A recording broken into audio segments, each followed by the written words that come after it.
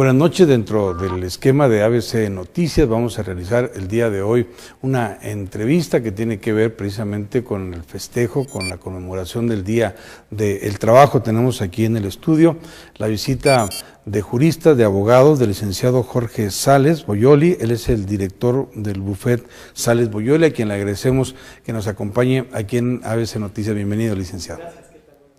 También agradezco al licenciado Salvador Urrutia, quien representa al bufete aquí en Chihuahua. Bienvenido, licenciado. Muchas gracias. Gracias. Pues es un tema muy oportuno, ¿no? Por el día 1 de mayo, el aspecto laboral, indudablemente que es un impacto tremendo en la armonía de una sociedad. Yo quisiera de inicio que nos compartieran cómo está el panorama laboral en nuestro país.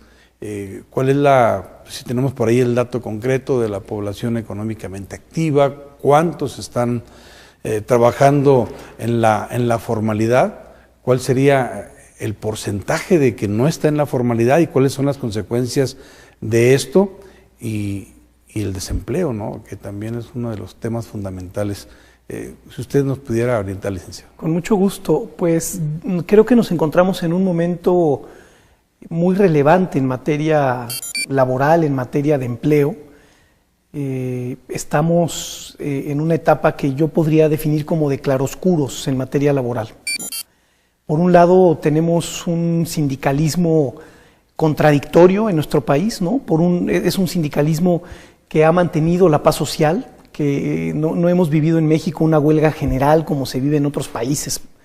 ¿Y eso es bueno o es malo? Pues por eso creo que es de claroscuros, creo que es de claroscuros. En términos de paz social, el gobierno ve en el sindicalismo un aliado importante, quizá no un aliado, pero sí un operador muy útil, por un lado, pero por otro lado tenemos fantasmas o demonios como este de la informalidad, donde según datos de la misma Secretaría del Trabajo y Previsión Social, de la fuerza laboral de nuestro país, el 60% está en la informalidad, está sin seguridad social, ¿no? No tiene un empleo plenamente formal, están con prestaciones ante el seguro social inferiores a las que realmente ganan o sin seguro social. Una reforma laboral que fue la que dio inicio a esta avalancha de reformas estructurales en noviembre del 2012, cuyos frutos todavía no se terminan de ver, tanto en la impartición de justicia laboral como en la flexibilización de formas de contratación, aunque es quizá ahí donde más notorio se ha hecho el efecto de la reforma laboral, en flexibilizaciones de despido. Vivimos un momento pues así de grandes contradicciones en el mundo laboral, una tasa de desempleo que está entre las mejores en términos de estar muy baja dentro de los países miembros de la OCDE, como es México, pero que cuando uno escarba un poco más y ve los parámetros que utilizan el gobierno y concretamente el INEGI para mesurar este desempleo, descubre uno cuestiones que son casi kafkianas, es decir, se considera, por ejemplo, que una persona no forma parte de esta población desempleada cuando la semana previa a la encuesta que se hace, la Encuesta Nacional de Ocupación y Empleo, estuvo buscando empleo. Basta que esté buscando empleo para que se le considere como parte de la población económicamente activa. Variables. Que es una farsa completamente, ¿no? Bueno, pues es una falacia, ¿no? Esto no quiere decir que haya estado activamente trabajando. Luego, la informalidad al final da empleo, empleo precario, pero da empleo y tampoco juega en este número. Yo creo que hay grandes retos en materia laboral en nuestro país. Creo que se están haciendo algunas acciones y algunas actividades muy positivas en busca de contrarrestar esto, y en un día como hoy, pues sí coincidir que al final el empleo es quizá uno de los 2 o 3 valores humanos más valiosos, ¿no?, en esta sociedad. ¿Es mayor la tasa del porcentaje de personas que están en la informalidad que dentro de la formalidad? Sí, lamentablemente es mayor. Este es uno de los aspectos en los que las autoridades, especialmente federales, están entrando con gran valentía al tema, están entrando a llamar a las cosas por su nombre. Antiguamente, por ejemplo, las mediciones se hacían conforme a las bajas y altas del Seguro Social. solamente sin considerar otras variables relevantes. Hoy, tristemente, el crecimiento de la tasa de empleo, por llamarlo de alguna forma informal, es muy exitosa, tristemente, ¿no? Es galopante en el sentido de ir creciendo en la informalidad, empleo precario, sin prestaciones, sin seguridad social. Es mayor, tristemente la tasa nacional es mayor. Y esto es una realidad pues, que nos está mermando como sociedad, porque atenta contra cuestiones de la dignidad humana, como el tener un retiro digno el día de mañana, por ejemplo, ¿no? Claro. O acceder a créditos de vivienda, o acceder a créditos de otro tipo por la posibilidad que da estar dentro del mercado formal. El asunto es que estar en el mercado formal no ofrece demasiados atractivos de corto plazo y de supervivencia, ni para el empleador, y a veces tampoco para el empleado al que le tienen que retener impuestos, por ejemplo, cuando entra uno a la formalidad. Se tiene que trabajar en hacer atractivo el ir a la formalidad desde el punto de vista del empleo. Y esto implica pues, reformas estructurales en temas hacendarios y en otros aspectos. Y usted que ha tenido un panorama nacional, ha estado muy inmerso no solamente en lo laboral, en lo académico, sino también en las participaciones en medios de comunicación nacionales, donde usted colabora. En la geografía nacional, ¿hay zonas rojas que puedan hablar de un problema más serio relacionado con esto de lo laboral? Sí, nuestro país... ¿O país, regiones más beneficiadas? Claro. Nuestro país es un país de una gran diversidad y riqueza cultural, económica y además industrial y laboral, ¿no? La realidad laboral en zonas como el estado de Chihuahua, que tiene una franja fronteriza, que empieza a renacer de nuevo a la industria maquiladora después del fenómeno con China, en donde la brecha salarial entre China y México se ha ido angostando cada vez más, los problemas logísticos que representa la maquila en China ha permitido que este estado empiece a tener un renacimiento después de que se ha podido controlar también algunos índices en temas de inseguridad. Pues la realidad laboral de Chihuahua es muy distinta a la realidad laboral de algunos estados del sur de la República o del centro de la República, donde la pobreza es una pobreza que ofende, una pobreza que insulta en el campo, por ejemplo, donde a veces las relaciones laborales son de cantidades inferiores al salario mínimo, lo que es una franca violación y hasta un delito en términos de muchos códigos penales en los estados.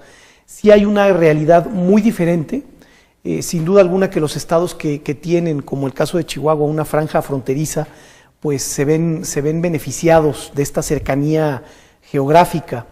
La reforma hacendaria reciente afectó con un cambio en el impuesto al valor agregado, que fue ya muy polémico, pero hoy es ley, ¿no? Uh-huh.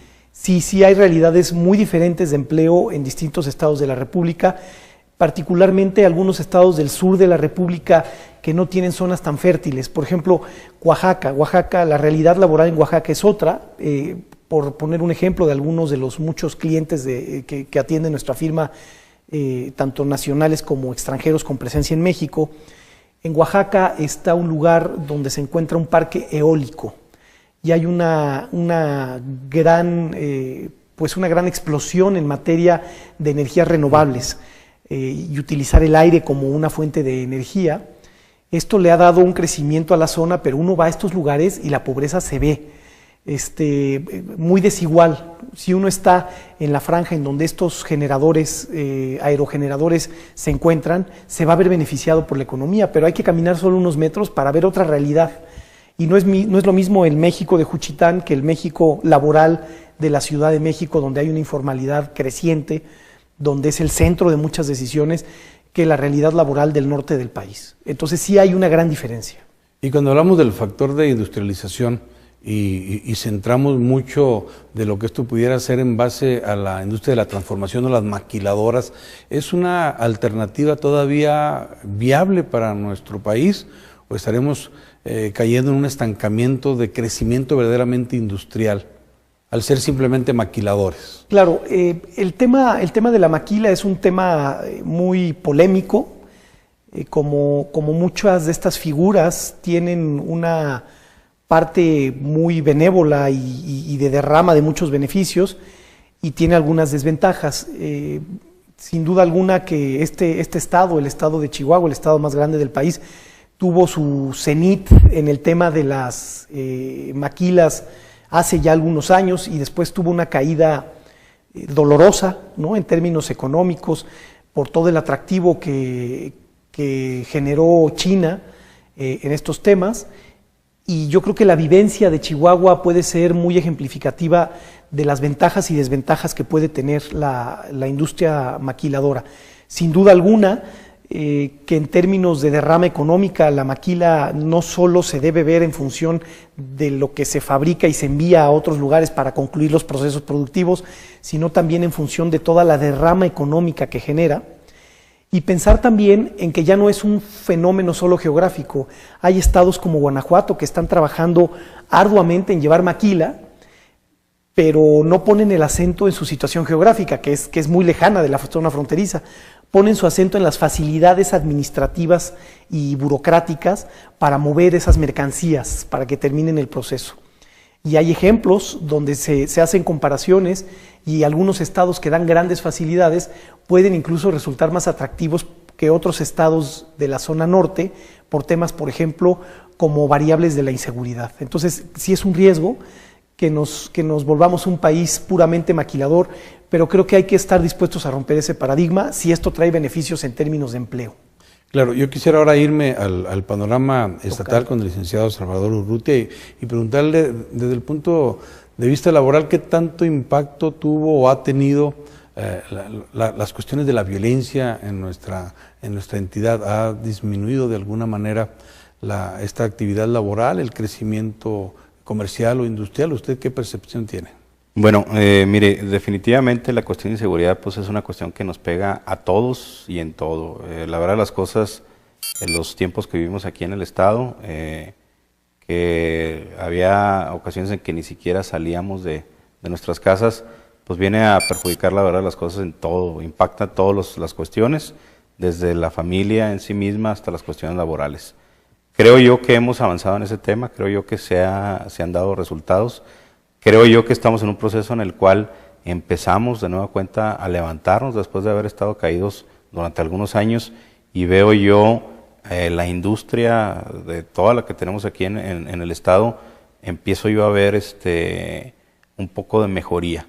Creo yo que estamos precisamente en una buena etapa en ese sentido y estamos creciendo y retomando otra vez la actividad económica que tenía el estado. ¿Se dio de alguna manera una afectación en la relación obrero-patronal a raíz de la situación de la inseguridad o ese sector fue estable en cuanto a demandas y procesos laborales? Mire, yo pienso que en realidad, estadísticamente hablando, la situación de la inseguridad no creo yo que haya generado ni más ni menos demandas laborales. Son fenómenos que suceden y tienen impacto en otras cuestiones. Creo yo, desde mi perspectiva, que los juicios laborales siguen siendo los mismos. En ocasiones se hablaba y se tenía una concepción de que la gente, al impactar la inseguridad, fuentes de trabajo, pues tendía a cuidar más sus empleos. Y eso, de alguna manera, se iba reflejado en menos demandas laborales. Entiendo yo, y las estadísticas que da la autoridad, es que fueron constantes. Sigue siendo una constante las demandas laborales, sigue siendo una constante los problemas, que al final de cuentas van a encauzarse en la Junta de Conciliación y Arbitraje. Claro, yo le sé porque tenemos el dato de las extorsiones a las empresas, muchos abandonaron sus empresas prácticamente para salir del estado, tanto en Chihuahua y más en Ciudad Juárez, y pensé que de esa manera pudiera haber el incumplimiento de las obligaciones patronales, pues al tener primero que pagar la cuota, y darle preferencia a esto y no al pago de los salarios. Pero bueno, nos da usted el dato de que ha habido no un incremento en las cuestiones laborales. Y a nivel nacional, ¿usted cómo ha visto el impacto de la violencia en la cuestión laboral? Yo creo que a nivel nacional hay una incidencia difícil de medir en términos, digamos, de estadística oficial, pero desde nuestra expectativa, atendiendo múltiples clientes de distintas industrias, de distintos sectores, tanto de la manufactura como de los servicios a nivel nacional, sí advertimos en la media nacional que hay incidencia por fuentes de trabajo que a veces se cerraron incluso, ¿no? Este ejemplo que se ponía de estos cobros de derecho de piso, como le llamaron coloquialmente, sin duda alguna que orilló a ciertos empresarios a decir, prefiero cerrar, ¿no? Prefiero cerrar que mantener la fuente de empleo para pagarle a alguien que no tiene ningún derecho a cobrar, ¿no? Yo creo que ahí hay una incidencia relevante en términos de pequeños negocios que tuvieron que cerrar.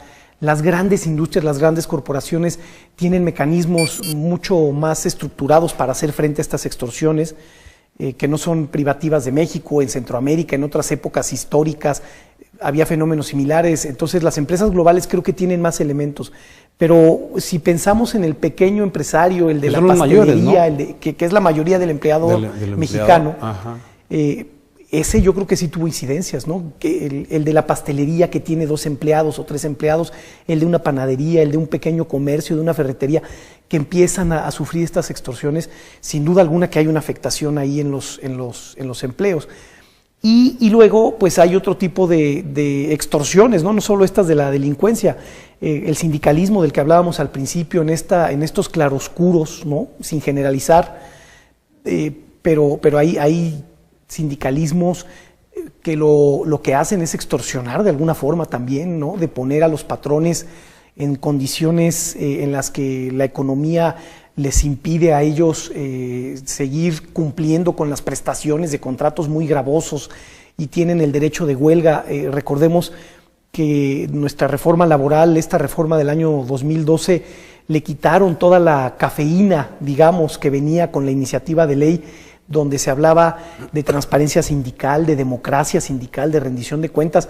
Le fue extraído todo ese capítulo que tenía y que venía con muy buenas intenciones de que esto fuera cambiando. Entonces, sin duda alguna que para el pequeño y el mediano empresario, este emprendedor que está tratando de sacar la cabeza del agua en un negocio, pues es un reto cuando se presentan variables como la inseguridad o el sindicalismo mal entendido, porque también es cierto que hay ejemplos en este estado y en la República de un sindicalismo positivo, aunque no es el mayoritario, ¿no? Pero claro que el tema de la inseguridad afecta el empleo, especialmente en ese rango del pequeño empresario y el mediano.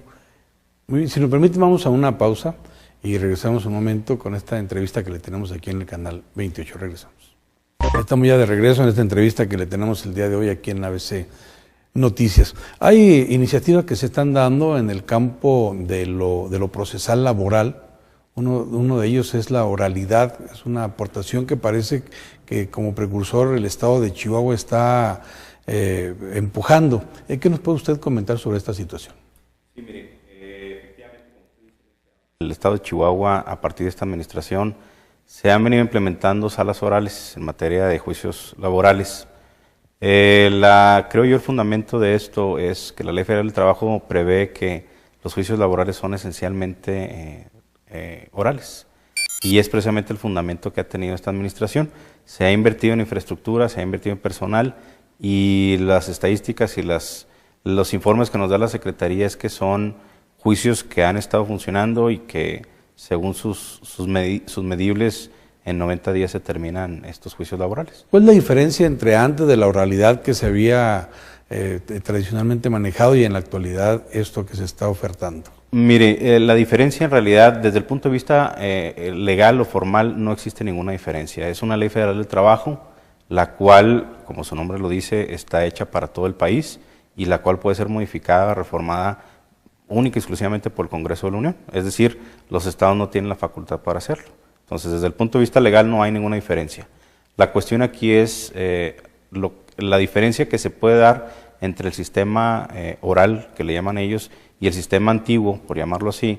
En realidad es una cuestión de infraestructura, es una cuestión, podemos decirlo, más formal, un poco más apegada a la seriedad, por así decirlo, y tratando, repito, según los índices que maneja la Secretaría, de hacer juicios más cortos.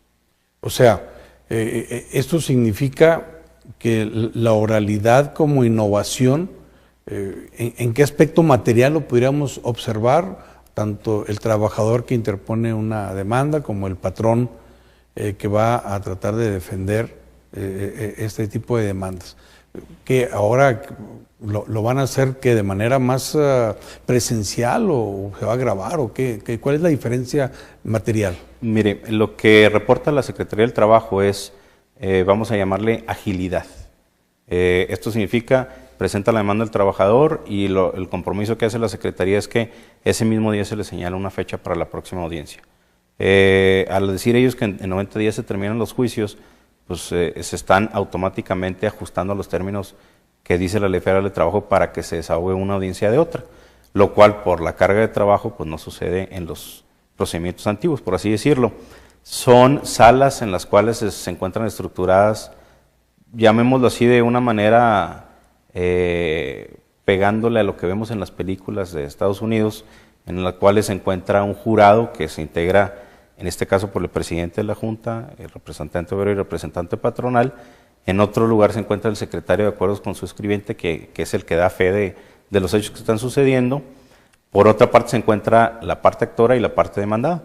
Y estos juicios se les da un formalismo de que se están siendo videograbados.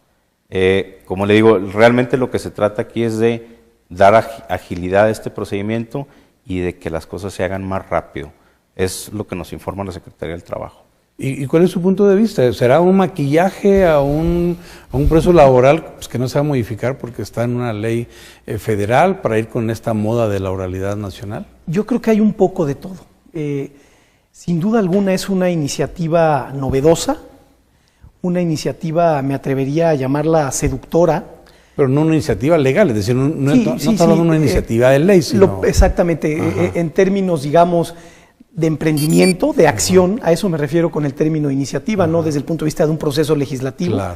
Es un emprendimiento novedoso, muy seductor, ¿no? Y me parece que es una forma diferente de atajar un viejo problema que es el rezago de expedientes que existe no solo en el Estado, existe a nivel nacional. La media, según datos de la Secretaría del Trabajo, de duración de un juicio en materia laboral es de 48 meses, 4 años en primera instancia para que se resuelva un litigio. Si a esto le añadimos el costo que tienen los salarios caídos de eso, aún con la reforma laboral, que no es que los salarios caídos estén topados, es que se contabilizan distinto, se contabilizan con un interés capitalizable después del primer año, que no le pide mucho al interés que se paga en una tarjeta de crédito. Entonces, tampoco es que estemos pagando salarios caídos ya topados, se contabilizan diferente. Si pensamos en 48 meses, aún con la reforma laboral que contabiliza distintos los salarios caídos, esto puede hacer quebrar a un pequeño negocio, claro, o a un mediano negocio, y nuestra experiencia nos lo ha demostrado y nos lo ha hecho patente. Entonces, claro, decía Albert Einstein que la definición de locura es hacer lo mismo esperando un resultado diferente. Me parece que desde ese punto de vista, esta idea del gobierno estatal de entrar a una parte de oralidad en estos procedimientos debe ser reconocida como una forma distinta de atajar, insisto, un viejo problema. Me parece también que es muy prematuro para juzgar los resultados de este nuevo sistema. Esto se implementó hace poco más de un año y creo que los frutos de un problema tan antiguo y tan arraigado y tan complejo pues no se pueden ver de manera inmediata. Yo estoy expectante a ver estos resultados. El día de ayer se inauguró una réplica ya de estas salas de juicios orales en el Estado de México, en la capital, en Toluca. Es la primera réplica que se hace. Será interesante ver también, claro, este espejo que se está generando y cómo se va a tropicalizar a la realidad laboral de un Estado tan industrioso y tan importante política y económicamente como el Estado de México. Yo creo, entrando en el tema ya jurídico de estos juicios orales, algo que se ha hecho con mucho cuidado es entrar a este tema de la oralidad metiéndose con mucho cuidado en la legislación sin violentar ni la Constitución en su artículo 123 constitucional, ni la Ley Federal de Trabajo. De las cosas plausibles que se ven en estos juicios es, primero, la conducta procesal de las partes al estar siendo grabada. cambia. Se hace con un poco más de solemnidad, un poco más de formalidad. Y esto redunda en darle un nivel de más dignidad a la impartición de justicia laboral, que en el gremio no es que goce de mucho prestigio. Claro. Las mismas instalaciones son instalaciones que transmiten también una cierta dignidad a lo que implica el trabajo, ¿no? A la importancia que tiene el trabajo. Los frutos jurídicos de celeridad que se esperan con estos procedimientos, me parece que estamos todavía por verlos, estamos expectantes, no diría escépticos, pero sí expectantes a ver esos resultados. Hay una línea muy tenue en que esto no se vuelve un tema político, un tema pues de hacerlo espectacular mediáticamente. Yo creo que el gran reto está en que no se pierda el espíritu y el sentido de por qué se ha entrado esta dinámica, que sí viene en una oleada mundial de ir hacia la oralidad, ¿no? En materia penal a nivel federal ya hay resultados concretos positivos sobre la oralidad. Chihuahua también en su código penal prevé algunas figuras y algunos procedimientos en el tema de la oralidad que ha dado frutos. En el tema laboral es una iniciativa audaz, una iniciativa inteligente en términos de no violentar el marco jurídico, porque la Ley Federal del Trabajo es una y es federal, buscando una manera distinta de hacer las cosas. Yo creo que el seguir haciendo lo mismo no nos iba a llevar a mucho. La media de rezago de expedientes laborales a nivel nacional es del 50%, es decir, a nivel nacional hay un rezago con lo que un promedio implica, ¿verdad? Claro. Con picos y valles, del 50% de expedientes rezagados en la impartición de justicia. Si una justicia no se imparte pronto, es como una justicia denegada. Claro. Hay un tema también que se ha aportado aquí en la legislación local, porque hay quien dice, es que todo se vale en los procesos laborales, todo se vale. Mentir, testigos falsos, documentos falsos. Y viene la aportación del fraude procesal. Todas aquellas personas que precisamente con el propósito de obtener el beneficio de una resolución, un beneficio indebido, pues alteran el procedimiento y ya viene una sanción penal. ¿Cuál es usted su punto de vista de esto que se está aportando en la legislación de Chihuahua? Mire, yo creo que, como dice el licenciado Sales Boyoli, pues estamos caminando hacia enfrente. La cuestión aquí es muy particular, licenciado. Estamos hablando en términos laborales de una justicia que viene a representarse materialmente en una ley a partir de 1931, pero mucho tiempo antes de eso, desde la época de la colonización, pues nuestra historia como país, nuestra historia como México fue el estar sometidos, el haber sido conquistados, después el haber sido un hacendado y un peón, no tener condiciones humanas, dignas como trabajadores, y todo esto pues fue un caldo que se fue cultivando durante muchos años, que culminó en un ordenamiento, en una ley propiamente hablando. Y esta ley tiene la particularidad que a partir de su creación pues se basa en derechos sociales, el cual considera una parte desprotegida sobre la otra. Y la cuestión aquí es que esta Ley Federal del Trabajo pues sigue considerando a la parte obrera como esa parte débil en la relación obrero-patronal. Y esto hace que existan muchos beneficios y muchas consideraciones hacia esa parte. Esto da pauta precisamente a que en los juicios laborales se presenten demandas infladas, por así decirlo, con mentiras, con exageraciones, haciendo reclamos exorbitantes, pero basados precisamente en ese principio de protección hacia la parte obrera, que a su vez tiene la consecuencia de que es lo común, pues que por su parte la parte demandada, en este caso pues el patrón, pues tiende a contestar las mentiras con mentiras. Entonces de repente se vuelve, y lo dicen así muchas personas, autores doctrinarios incluso, que los juicios laborales pues se trata de ver quién dice mejor las mentiras para ver quién gana. La verdad las cosas es que sí es cierto, la gran mayoría de las veces. Ahora, tenemos ya en la realidad, hay excelentes obreros, excelentes patrones, como también hay muy malos trabajadores y muy malos patrones. Tenemos en realidad de todo, es un universo en el cual existen los dos extremos.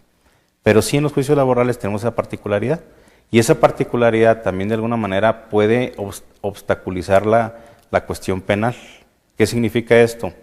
Que por cargas procesales que tiene el patrón en materia laboral, en base a esa protección que tiene el trabajador, pues muchas veces no es posible que desde el punto de vista penal se hagan valer acciones en contra de alguna de las partes, en este caso del trabajador.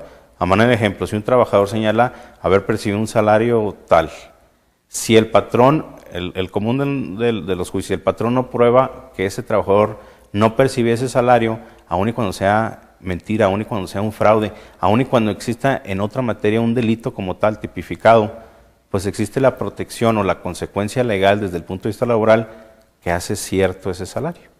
Entonces tenemos aquí una cuestión de que existen dos ordenamientos que puede ser que en sus efectos se contrapongan y que hagan que en la parte penal donde pudiera haber una sanción sea inexistente. Entonces tenemos que entender que la Ley Federal del Trabajo viene a representar, es una consecuencia de la historia de nuestro país, que ahorita en el siglo XXI seguimos teniendo la misma estética, el mismo maquillaje que teníamos en 1931 y sigue siendo protegida esa parte de esa relación laboral con sus consecuencias, que son lo que estamos viendo el día de hoy. ¿Usted cree que con tipificar este tipo de comportamientos se pueda poner un freno? Yo creo que es positivo que se ponga un freno. Recordaba hace unos instantes, mientras escuchaba esta pregunta y esta respuesta, a un profesor de la universidad que de manera irónica decía que los juicios laborales eran los juicios de las mentiras, ¿no? Pareciera que no gana quien tenga la razón, sino quien mienta mejor. Y es un círculo vicioso en donde todos mentimos, ¿verdad? El trabajador miente cuando dice que un gran empresario de estos que está en la lista de Forbes afuera de su tienda lo corrió y le dijo en la presencia de 3 personas: lárgate, estás despedido. Y después la autoridad tampoco cumple con la verdad, porque la ley dice que tiene que notificar y volver al siguiente día y dejar un citatorio primero y luego volver a notificar. Tampoco lo hace y el mismo día llena los 2 documentos. Y luego el empresario, a través de su abogado, también miente porque dice que nunca lo corrió, que hasta lo extraña, que por favor se regrese a trabajar. Y en esta dinámica perversa es como se han estado moviendo los juicios laborales, y como en aquella vieja canción de la Sonora Santanera, todos lo saben, ¿verdad? Los testigos mienten, a los juicios se alquilan testigos, se pueden exhibir documentos apócrifos. Esta realidad en donde Kafka sería un escritor costumbrista, a lo mejor, claro, de estos pasajes que le hemos narrado, tiene que atacarse de manera distinta. 2 comentarios sobre este punto en particular. El primero, sí se puede defender los juicios diciendo verdades, pero hay que trabajar mucho en la prevención en las empresas. Tiene que haber toda una cultura de estar bien documentados, de tener contratos individuales de trabajo adecuados, de pagar recibos, de no estar pagando un pedazo del salario por fuera y otro en el IMSS. Es decir, la solución o el problema somos todos. Los patrones pueden ir a un juicio sin tener que decir mentiras si se preparan y se previenen. Nuestra firma trabaja mucho en la prevención, atendemos litigios, pero estamos muy enfocados en trabajar en la prevención con clientes globales y con clientes nacionales también. En la medida que se trabaja en la prevención, no es necesario ir a decir mentiras. Y el segundo comentario tiene que ver con estas iniciativas. El fraude procesal es una figura que existe. Chihuahua no descubre el hilo negro, pero pone el énfasis en impedir, al regular en su código penal con mucho detalle, el que no se utilicen los juicios laborales como un vehículo para obtener un lucro indebido o cometer fraudes. No es privativo de Chihuahua que esto ocurra. Hay historias de terror donde los juicios laborales se utilizan como un vehículo. Entonces, bien que en los códigos penales se tipifique ya una conducta y que se aplique, ¿no? No basta con tener un marco jurídico, y creo que en Chihuahua también han tenido mucho cuidado en mandar un mensaje que siente más o menos un precedente y que mande una señal, pues que no solo se cambió el código, sino que la ley también se aplica, ¿verdad? Eso creo que abona en mucho. Otro cambio a nivel federal relevante es con la reforma laboral del 2012, ya se requiere una cédula profesional para litigar en materia laboral. Eso no existía antes. Esto pues debe ayudar a acabar con el coyotaje famoso, ¿no? Donde, con todo respeto para el gremio, hasta un trailero podía ir y litigar un asunto. No es una cuestión peyorativa, pero pues si yo manejara un tráiler no lo haría bien seguramente, ¿no? Como abogado. El que se exija cédula parece que también es un paso tendiente hacia eso.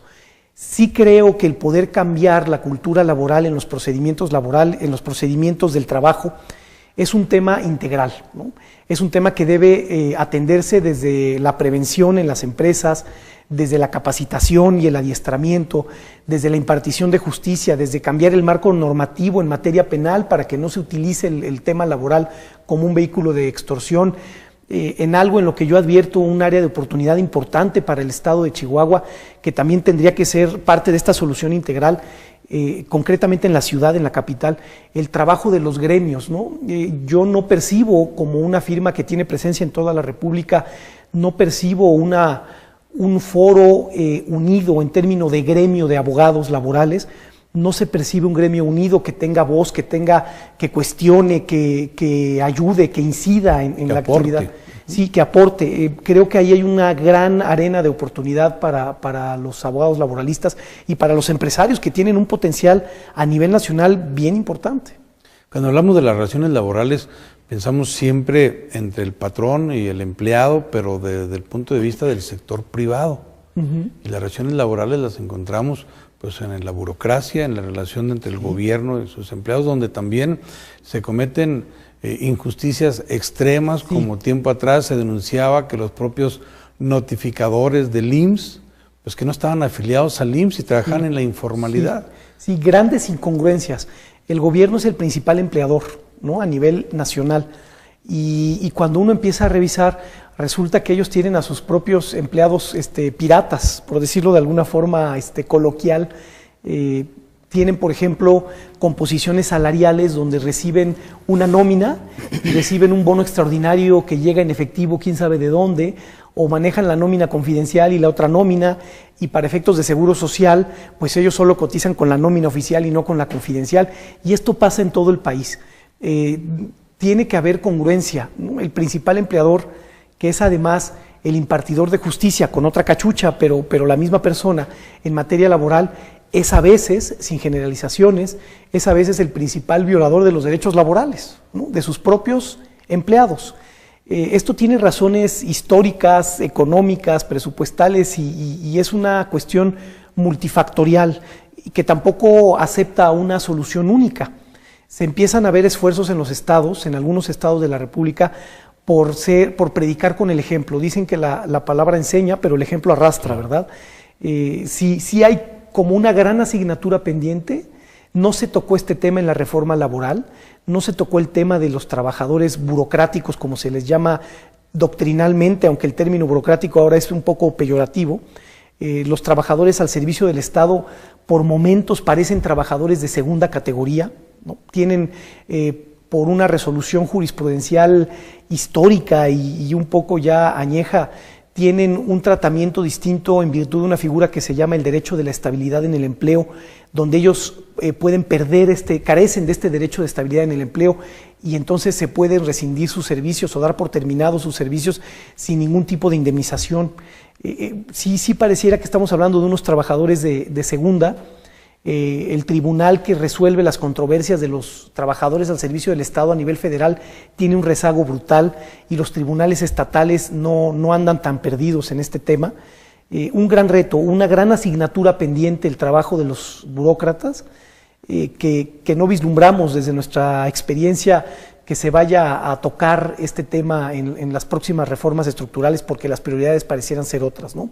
A manera de ejemplo, el Tribunal Federal de Conciliación y Arbitraje, que resuelve todos los conflictos laborales entre funcionarios federales y la Federación, no depende de la Secretaría del Trabajo, depende de la Secretaría de Gobernación. Esto ya manda una señal muy clara. Claro. Pues que, un manejo político y no técnico en un momento dado, ¿no? Correcto. Y el otro gran tema es la Secretaría de Gobernación no va a tener, por más deseos que aspirara, en sus prioridades como Secretaría de Gobernación, el Tribunal Burocrático, ¿no? Claro. Trae otros grandes temas. Y entonces eso hace que no se le dé la importancia que merece el tema laboral burocrático. Si nos permite, vamos a otra pausa y regresamos aquí a esta plática que tenemos en el Canal 28. Regresamos. Ya estamos de regreso en el programa en el noticiero ABC Noticias. Gracias por acompañarnos. Hay aportaciones importantes que se hacen a través de las tesis o los resolutivos de la Suprema Corte de Justicia de la Nación, y que también aportan mucho a la cuestión jurídica normativa en el aspecto laboral. Ustedes tienen un tema que han estado difundiendo, concientizando sobre el moving, sobre el acoso.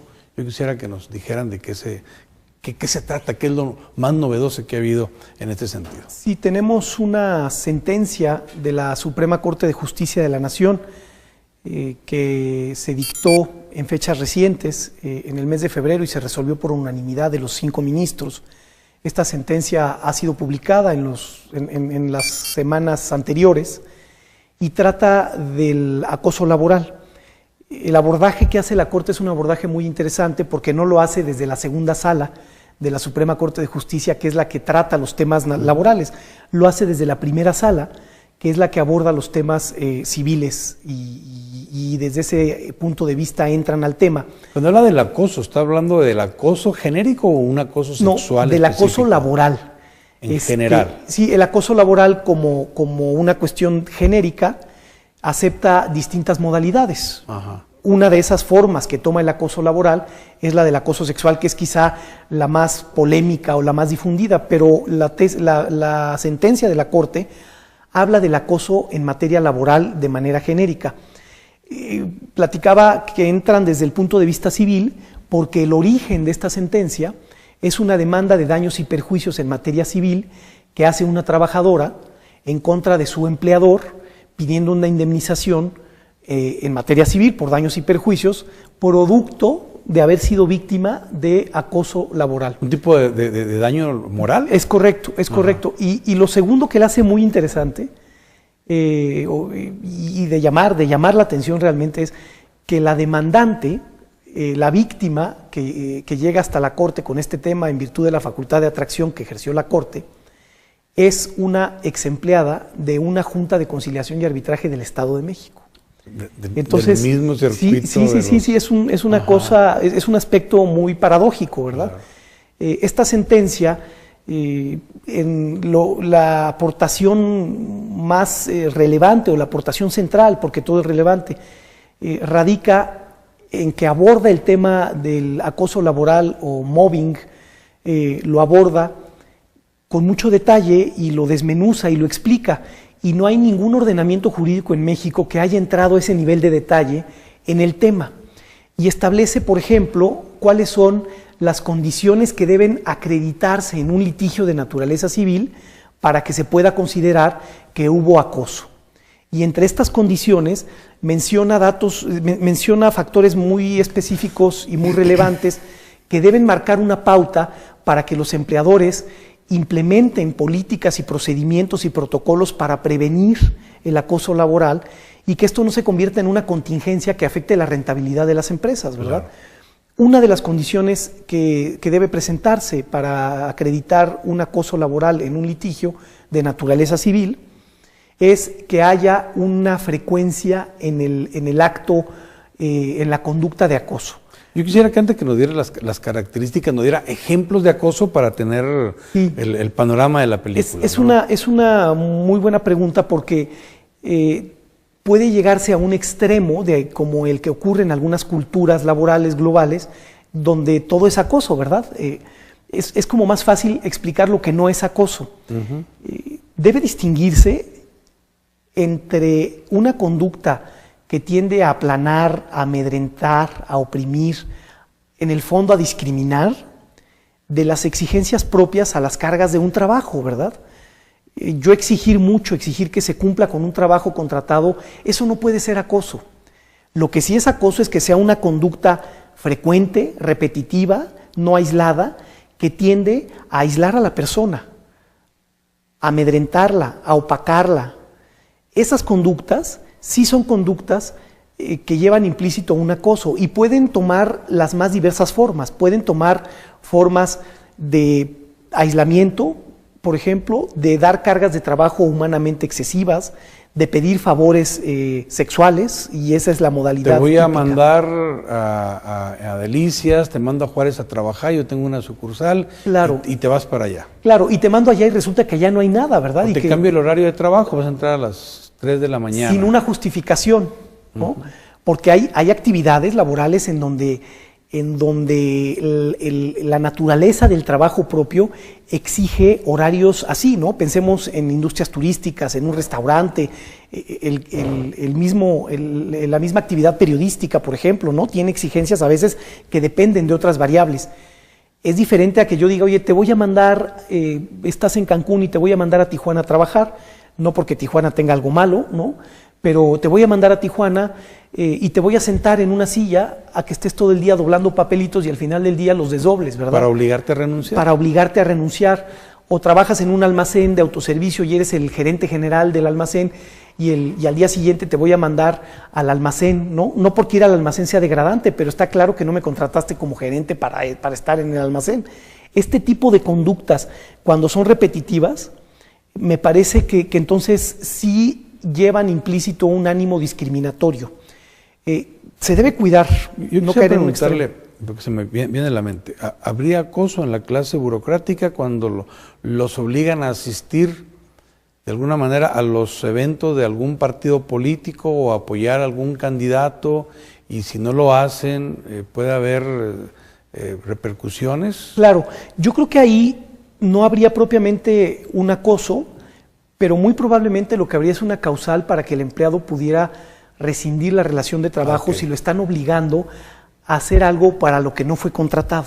O bien si eres panista o eres priista y el gobierno es opositor, Claro, pues te entonces voy a... una actitud discriminatoria discriminar. sí podría entrañar una modalidad de acoso. Otro dato muy valioso que aporta la Corte en esta sentencia es romper como un paradigma popular en materia de acoso, donde se cree que el acoso solo puede ocurrir cuando hay una relación jerárquica y ocurre del jefe hacia el subordinado. La Corte dice, a ver, el acoso acepta distintos tipos, el acoso laboral. Puede haber acoso laboral horizontal entre compañeros. Esto es lo más parecido, ayer que era el Día del Niño pensaba yo en esto, es lo más parecido al famoso bullying, ¿verdad? La versión laboral del bullying sería el mobbing. Pero ahí la responsabilidad en el plano horizontal es del patrón. Ajá, es que hay dos canchas, ¿verdad? Hay dos niveles. El del acosador, que en lo personal está incurriendo en una conducta que puede incluso llegar a ser delito en términos de algunas legislaciones, pero también hay una responsabilidad del empleador. Ha habido casos donde el empleador termina despidiendo al acosador sin indemnización, ¿verdad? Y siendo parte del responsable del daño moral, por ejemplo, ¿no? Pero eso no releva al empleado acosador de sus responsabilidades en esta versión horizontal del acoso laboral. Y luego en la versión vertical del acoso laboral hay dos modalidades, la del jefe hacia el subordinado y una menos típica, pero que puede ocurrir, de los subordinados, y hablo en plural porque es mucho más fácil, hacia el jefe, ¿no? Entonces, la Corte también viene a romper con este, insisto, viejo paradigma popular en donde se cree que el acoso solo puede darse de manera vertical, descendente, ¿no? Y no ascendente. Ahora, esto del acoso laboral no tiene nada que ver con los procedimientos laborales, eso tiene que ver en la vía civil y por los tribunales civiles. No necesariamente, licenciado. Realmente lo que dice la Corte es que esta figura del acoso laboral puede ser hecha válida por alguna persona que se dice haber sido objeto por la vía civil, por la vía penal o por la vía laboral. ¿Para rescindir un contrato? Sí es posible. De hecho, la reforma que se hace a la Ley Federal del Trabajo en noviembre del 2012 se contempla en el artículo 3 bis la definición propia del acoso laboral tomada de la Organización Internacional del Trabajo y se contempla también como nuevas causales para rescindir tanto del patrón hacia el trabajador como el trabajador hacia el patrón este acoso laboral. Sí existe ya en el ordenamiento mexicano, por lo menos en la Ley Federal del Trabajo, su reconocimiento y sus consecuencias jurídicas. Entonces, esta sentencia de la Corte precisamente es algo que la hace muy importante y realmente novedosa, es que se trata de un asunto que fue litigado ante los tribunales civiles, en los cuales la Corte considera que al tratarse de un juicio eminentemente civil, la carga probatoria recaía en la persona que que accionó, es decir, en la víctima. El que Entonces, acusa. exactamente, lo que dice la Corte es el que afirma está obligado a probar. Lo interesante de acuerdo a esta sentencia es qué sucedería en un juicio laboral, en el cual no necesariamente es la misma carga probatoria. Entonces, esta sentencia realmente va a dar pues a muchos estudios, muchas opiniones, y al final de cuentas va a ser base para que en su momento juicios laborales se resuelvan. O sea que tenemos en el preámbulo de un tema que vamos a conocer con mucha amplitud seguramente, ¿no? Este es sin duda alguna el primer capítulo de varios, y nuestra firma, ¿qué está haciendo? Está trabajando con sus clientes en adelantarnos a estos capítulos que van a venir. ¿Cómo? Revisando, por ejemplo, las descripciones de puestos, para que estén muy bien definidas las funciones de un trabajador y no dejemos un hoyo negro para la subjetividad, en donde me exigen más trabajo del que humanamente podría hacer, en crear protocolos y políticas con nuestros clientes para capacitar a los empleados y a los jefes en cuáles son las conductas que deben cuidarse para que no haya acoso laboral, en aprender y en educar a los centros de trabajo para que sepan distinguir cuándo hay acoso y cuándo no hay acoso, en hacer políticas, en crear comités y organismos que puedan prevenir o que puedan recibir quejas o denuncias en materia de acoso. Creo que aquí el valor agregado para los empleadores es anticiparse un poco a lo que vamos a ver, ¿no? Yo les agradezco que nos hayan acompañado específicamente este día y hablar sobre el tema laboral. Lo podemos seguir a usted en participaciones periodísticas, ¿verdad? Es correcto, es correcto. Estamos en participaciones periodísticas y en redes sociales. ¿En que dónde también, está? ¿Dónde lo podríamos seguir? Todos estos datos los pueden obtener a través de nuestro sitio de internet, que es www.salesboyoli.com. Ajá. Pues le agradezco también que nos hayan acompañado. Aquí en Chihuahua, ¿dónde se les puede localizar? Gracias por la invitación, Lince. Estamos en el edificio Cúspide, por la parte de atrás de CIMA, en Hacienda de Córdoba 7304, Interior 15. Aquí estamos a la orden. Pues gracias y aquí los esperamos en la próxima ocasión. Muchas gracias. Muchas gracias. Gracias a ustedes por habernos acompañado este día.